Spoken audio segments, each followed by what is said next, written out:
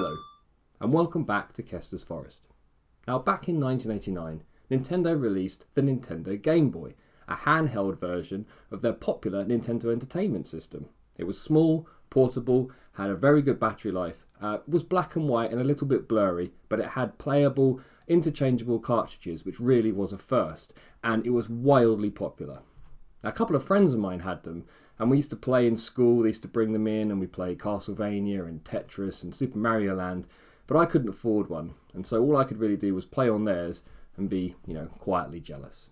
Now, I don't know if you remember, but in my Japan unboxing, the most recent one that I did, inside was this. This is a pretty beat up Game Boy. The lens is missing, but most importantly, the screen is fairly damaged. Now, you can repair these, and this little mark on the front here, although it looks permanent, it is possible I might be able to repair this. But, this cost me £10, which isn't too bad. And, it needs a bit of care and attention. And I thought, why don't I actually just use this and reshell it with the new one? It's obviously going to need a screen modification.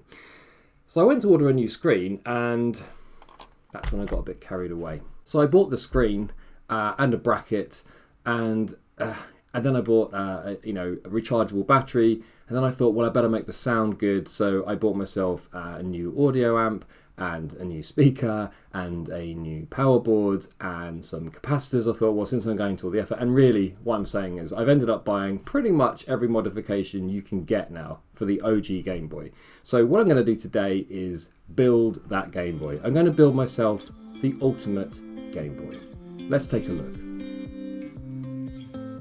So here it is. This is the one I bought from Sendico in Japan, and as you can see, it's looking pretty dirty and pretty beat up, and the main thing you'll notice here is that mark in the screen there. It's also missing the lens, but that doesn't matter.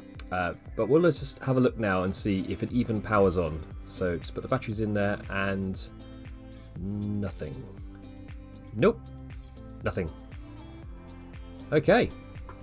So first off, I've bought this shell to replace the outside, and I got this from Retro Modding, and the artwork's done by an artist called Mitsukat.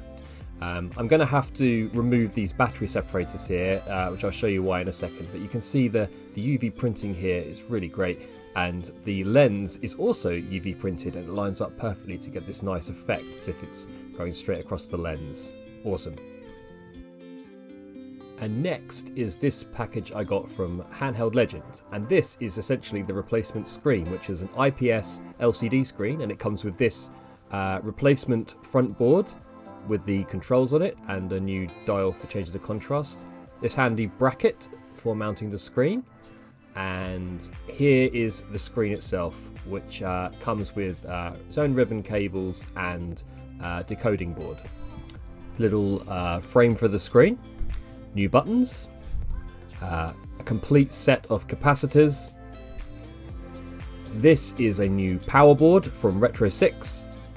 Here is a Clean Juice rechargeable battery pack, also from Retro 6.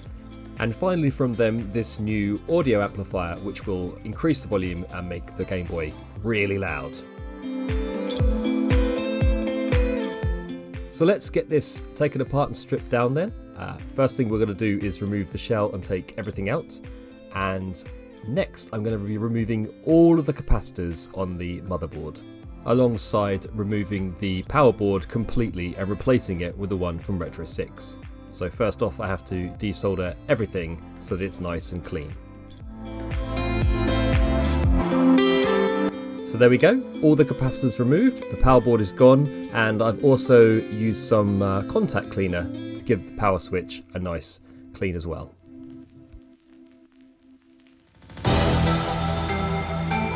Right then, well, let's get this back together. We've got a lot to get through, so we're going to go through it at a fair old pace. Cue the montage.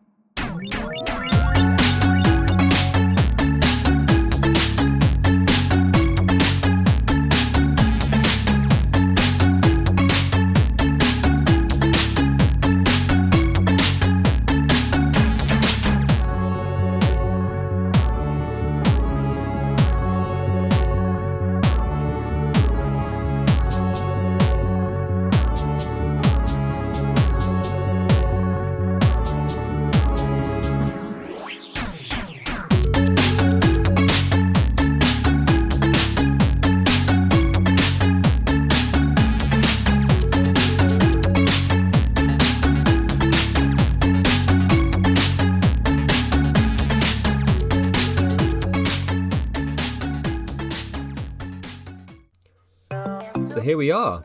Let's power it on. I'm very happy with how it looks, but I thought I would just take you...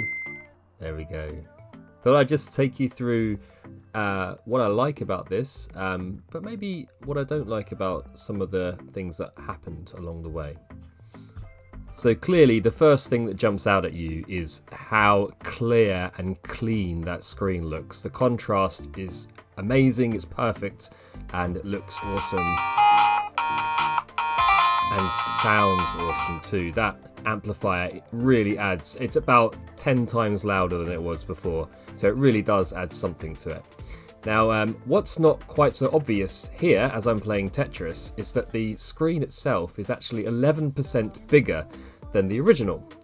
So when we then look at Nemesis here, you can see actually at the bottom of the screen, it's cutting off a little bit of the picture, and it's actually cutting off a bit of the picture all the way around.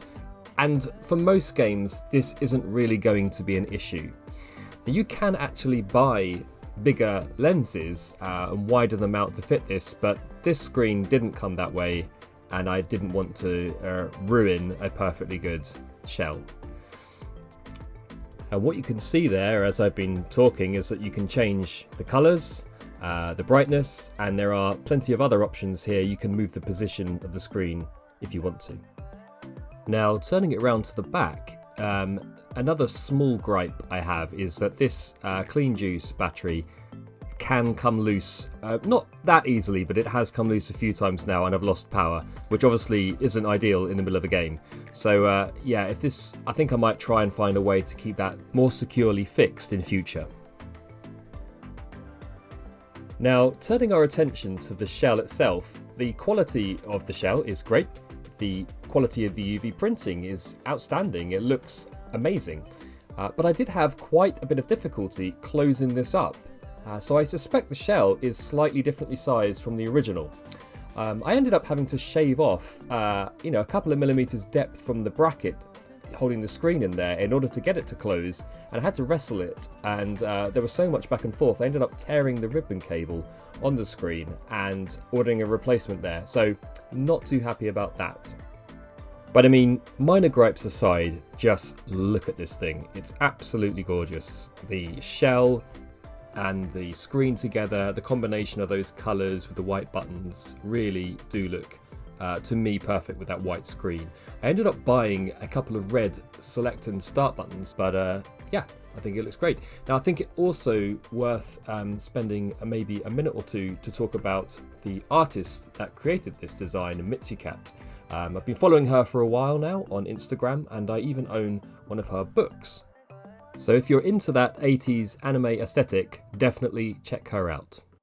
That's it for this week. What do you think? Let me know down in the comments. Is this something you would like to attempt? Do you have any ideas about what you would do with a Game Boy if you could? What would you change? And how would you like it to look? What design and setup would you go for? Yeah, let me know down in the comments below, and I'll see you next week on Kester's Forest.